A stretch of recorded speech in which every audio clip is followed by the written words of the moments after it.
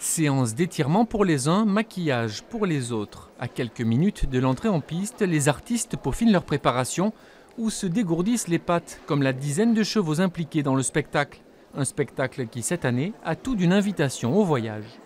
Les chevaux, on les retrouve partout, partout dans le monde en fait, et ils font partie de l'histoire des hommes, je pense. Et donc voilà, avec les chevaux, avec les images, les textes, les costumes, les musiques, on essaye de créer un univers qui c'est ça, qui nous emporte dans un voyage à travers les sept pays qu'on a choisis pour ce spectacle. Le périple commence par l'Afrique et un hommage aux cavaliers maliens.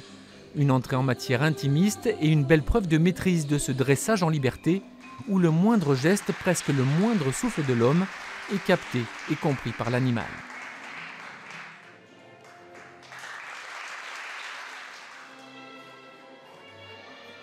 L'Autriche ensuite, puis la Russie des tsars. Si le décor change, la proximité du cavalier avec sa monture demeure. Une complicité fruit de plusieurs années de travail qui touche directement le public.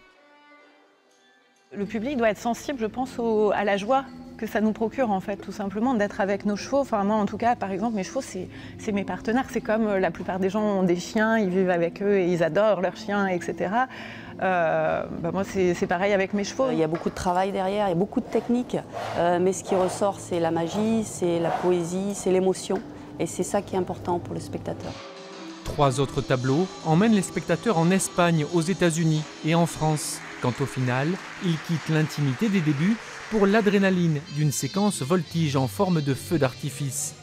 7 représentations sont prévues chaque mercredi de l'été jusqu'au 22 août au Haras national d'Uzès.